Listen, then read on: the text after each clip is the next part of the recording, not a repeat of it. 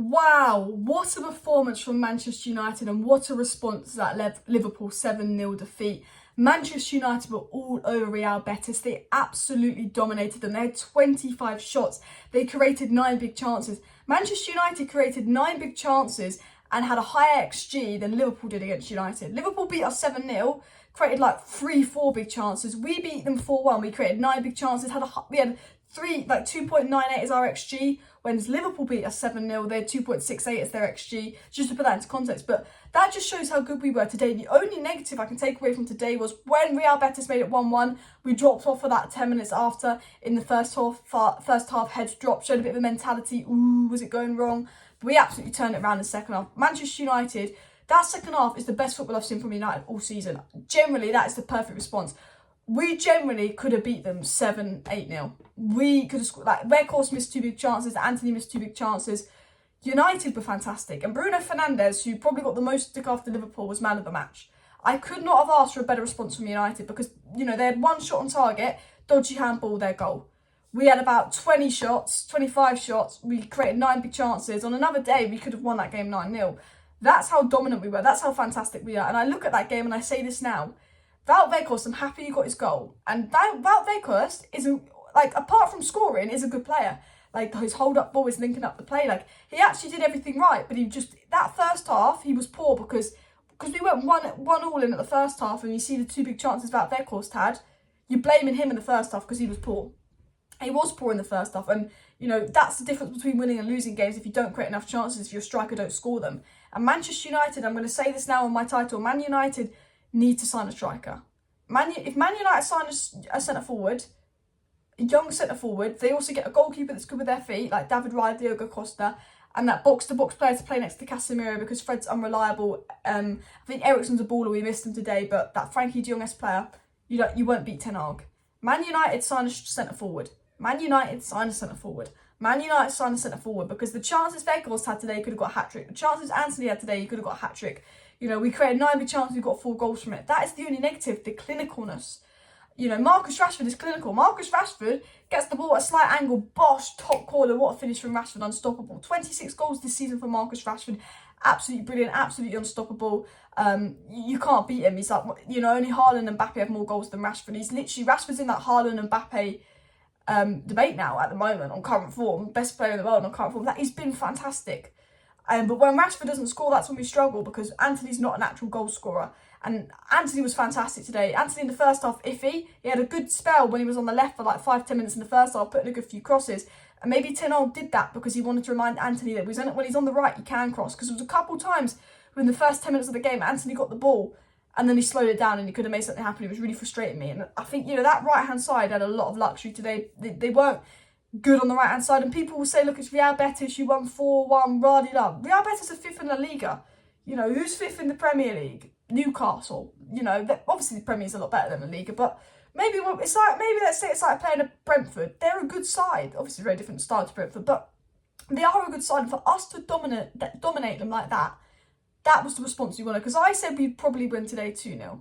I said that, you know, there'll be a tough side, they'll be difficult. I think we'll respond and win 2-0. Like 2-0 would be a good result because as a Spanish team, they give us difficulty in Europe. 2-0 would have been a fantastic result. To win that game 4-1, fantastic. Especially because the big thing we're complaining about is that 10-minute drop-off at the end of the first half after it was 1-1.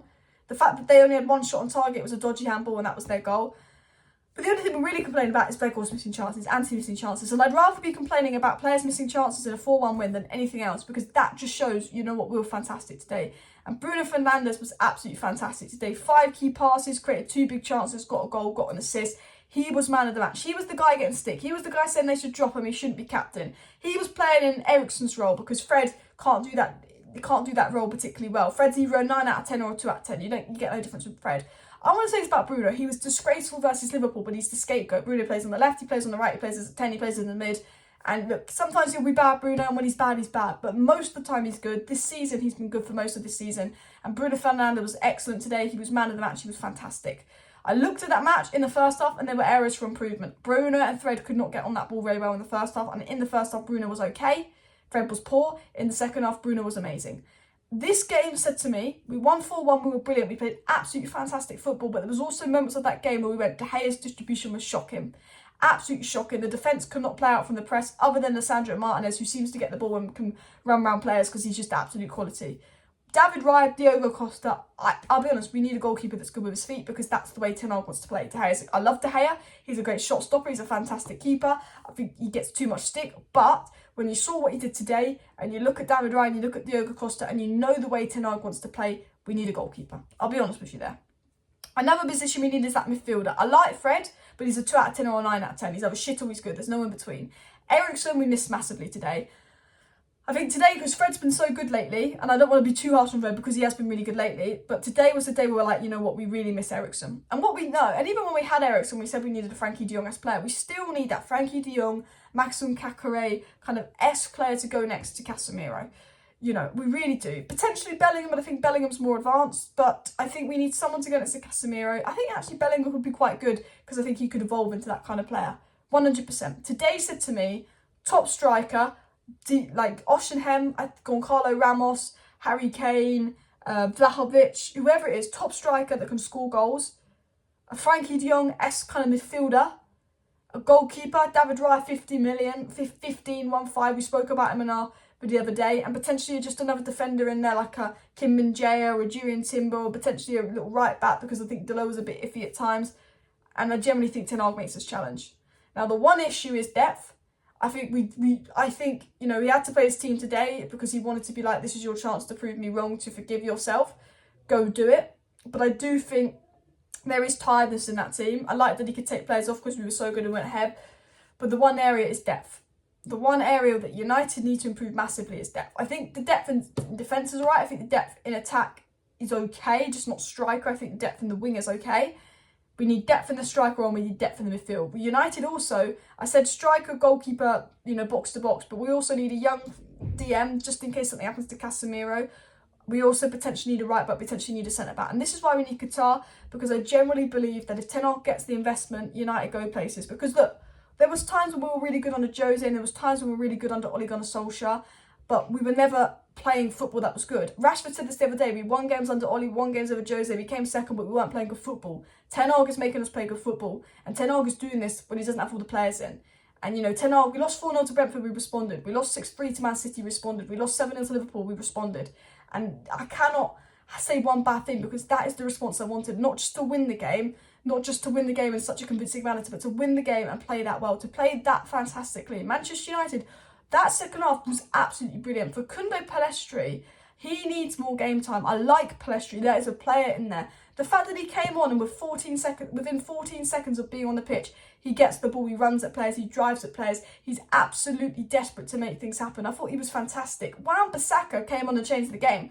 Wan-Bissaka, second half man of the match. Bruno gets man of the match overall. Antony was good. Wan-Bissaka was fantastic. That right-hand side of Wan-Bissaka and Antony, absolutely fantastic. Got to give credit where credit is due to Wan-Bissaka. At the moment, post-World Cup, he's been better than Delo. Just when the World Cup was going on, we're saying sell Wan-Bissaka in January. He's played 4 months football all season. He's done. He's finished. The comeback from Wan-Bissaka is sensational, and I'm really happy for him because I thought he was absolutely fantastic today. I think Antony plays better with Wan-Bissaka. And then when Pellistri came on the right-hand side, what a player. The way Pellistri got the ball, when he got the ball and he ran and he took on 3 players and he put a cross in, and Weghorst could not score, and Pellistri managed to make it so Weghorst could score. So he's done something magical because Weghorst actually got everything right today but scoring. He was actually weirdly good, but he was weirdly shit in the first half because it was 1-1 and you sit there going, oh, Weghorst missed this, Weghorst missed that. My conclusion from this match is I want to see more for Koundé Pellistri. I think he's a baller. I thought Wan-Bissaka was brilliant. I think Lisandro Martinez on the ball so comfortable. I think the midfield is exhausted. Bruno, Fred, Casemiro, they look exhausted. I'm going to be honest. You know, the second half was brilliant, but if we really dive into it, we really look into the game, yeah, the midfield was exhausted at times. We need depth in midfield. Sign a young DM, sign a box-to-box. We need Eriksen to come back. He's important. So Man United sign a striker and it's over. Sign, you know, because the chances we had, a top striker probably win that game 6-7-1 today. Goalkeeper that's good with their feet, and I generally that all we can do is move forward from Liverpool 7-0 blip. The players gave up. I always said this, even when Liverpool beat us 7-0, it was probably a 3-0 win. If they just scored every chance they had. They scored every attack they had. We were awful versus Liverpool. They were brilliant, but they weren't brilliant enough for 7-0. It's very flattering to Liverpool. Sorry. But it was a blip. It was an awful blip. It's a horrible thing. But it's good to see that we've just come back and we've played this well and we've responded this well. It's good to see that because I really believe that this United side is going places. I think it's one game, you've got to get out of the way. It's a disgrace versus Liverpool, but look, we're basically through to the next round in Europa. We've already won a trophy this season. You know, let's not let the Liverpool blip remind us that actually we are having a good season. We didn't think this season that Ten Hag would be in the top 4. We're still comfortably in 3rd. We're still in every competition. And, you know, it's worrying because he has to play the same team pretty much.